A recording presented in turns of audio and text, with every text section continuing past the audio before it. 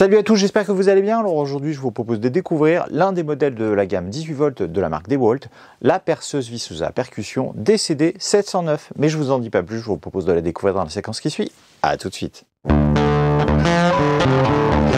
Voici donc la machine en question, la perceuse à percussion DeWalt DCD 709, donc une machine équipée d'un moteur brushless mais surtout compatible avec l'ensemble des batteries 18 volts de la marque. Ça veut dire que si vous possédez déjà des outils 18 volts chez DeWalt, vous pourrez très bien réutiliser les batteries sur cette machine, ça vous évitera d'en racheter de nouvelles. Comme je viens de le mentionner, cette machine est équipée d'un moteur brushless, ce qui lui apporte trois avantages principaux par rapport à une machine équipée d'un moteur à charbon classique. On a d'une part une plus grande compacité, donc la machine sera plus courte et pèsera moins lourd qu'une machine à charbon classique. Ensuite, on a aussi une meilleure gestion de l'autonomie de la batterie, ça veut dire que vous pourrez réutiliser, ou vous pourrez plutôt utiliser plus longtemps la machine avec une même batterie par rapport à une machine équipée avec un moteur à charbon. Et ensuite, on a une plus grande longévité du moteur, puisque en fait un moteur brushless est quand même sans frottement, donc du coup on a moins d'usure, et donc du coup vous pourrez garder la machine plus longtemps. En ce qui concerne la prise en main, elle est plutôt bonne sur cette machine puisqu'elle ne pèse que 1,18 kg. Donc ça c'est le poids de la machine sans la batterie et pourtant on est quand même sur une perceuse à percussion puisqu'en fait normalement ce type de modèle est beaucoup plus lourd qu'une perceuse classique. Et là franchement 1,18 kg ça se porte assez facilement à la main.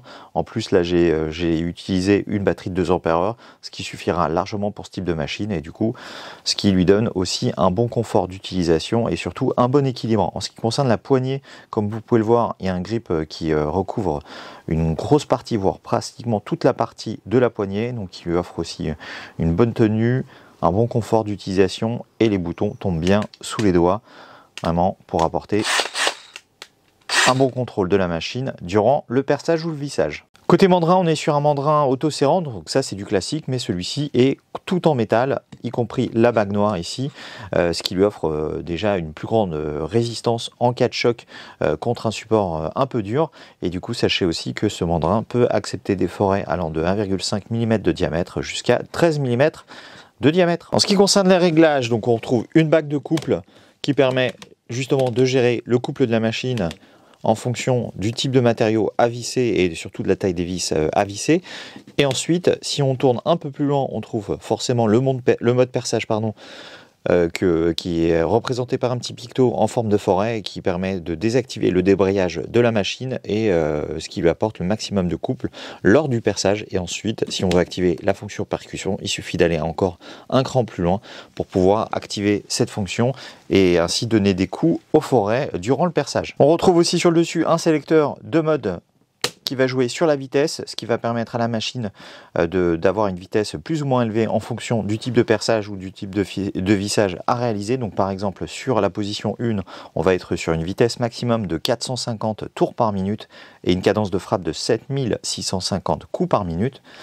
Et sur la position 2, on va aller plus vite puisqu'on va atteindre les 1650 tours par minute avec une cadence de frappe de 28 050 coups par minute. On vient de parler de la vitesse et de la cadence de frappe. Sachez que cette machine est capable de développer un couple maximum de 65 Nm, ce qui permet largement de réaliser tout type de vissage et de perçage. Comme on est sur une machine plutôt à destination des professionnels, on retrouve sur le boîtier des petits renforts en gomme comme ici et ici qui permettent d'amortir un minimum les chocs en cas de chute. Voyons maintenant ce que donne cette machine en situation avec pour commencer un vissage assez simple avec une vis de 4 mm de diamètre. Donc là pour l'instant je me mets sur la bague de coupe en position 10, voire même on peut commencer avec du 5.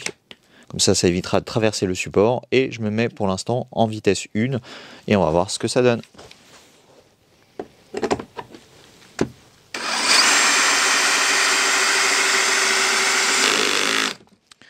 Donc là, vous voyez, le débrayage a joué son rôle, ma vis est à fleur et le vissage n'a pas posé de difficulté à la machine. Augmentons un peu le challenge avec cette fois-ci une vis de 5 mm de diamètre. Donc je n'ai rien changé à la bague de couple et au niveau de la vitesse.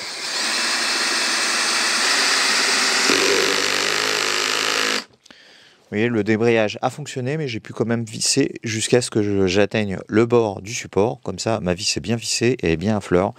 Et vous voyez, le vissage n'a pas posé non plus de difficulté. Enfin, voyons maintenant ce que ça donne avec une vis de 6 mm de diamètre. Toujours pareil, j'ai rien changé au niveau des positions. Si ce n'est que la bague de couple, je l'ai mise sur la position 10, comme ça, parce que je sais par avance que ça serait un peu plus dur. Donc du coup, On va augmenter un peu le couple de la machine. Donc là, vous voyez, 10, ça suffit pas. Je vais passer tout de suite en position 15. Voilà, ce qui va me permettre de réaliser mon vissage à fleurs, y compris avec cette grosse vis. Après le vissage, le perçage avec une planche de médium, un forêt de 10 mm de diamètre, pardon, et je me suis mis en position 2 pour aller plus vite, et bien sûr en mode perçage au niveau de la bague de couple. Et on va voir ce que ça donne là aussi.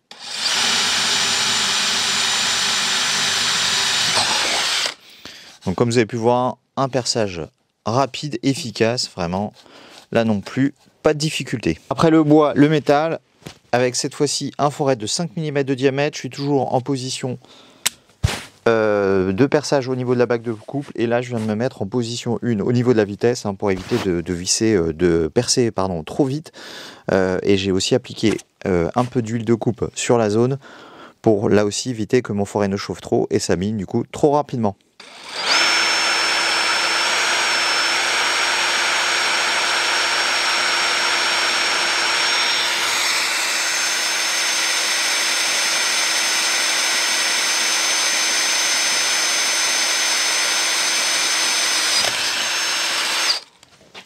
Vous voyez, ça n'a pas mis trop de temps.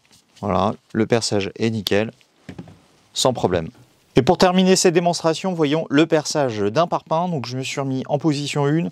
J'ai bien sûr activé la fonction percussion avec la bague de couple. Et pour le forêt, je suis sur un forêt de 8 mm de diamètre. Et on va voir ce que donne le perçage avec cette machine.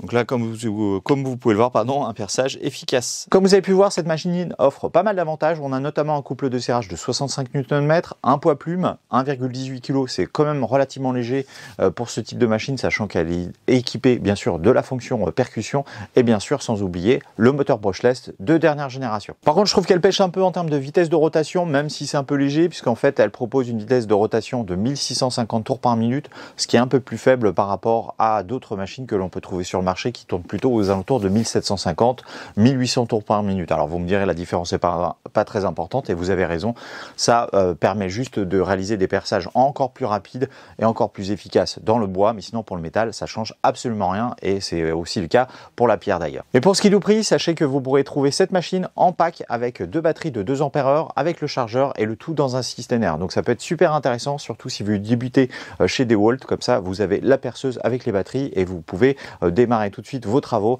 et les batteries de 2 ampères sur une perceuse visseuse, ça peut largement suffire. Par contre, si vous utilisez souvent le mode percussion, bah là il faudra peut-être penser à acheter des batteries plutôt de 4 Ah qui auront une plus grande longévité. Donc c'est un prix super intéressant pour ce type de machine. Elle a des bonnes performances, elle a un prix vraiment raisonnable.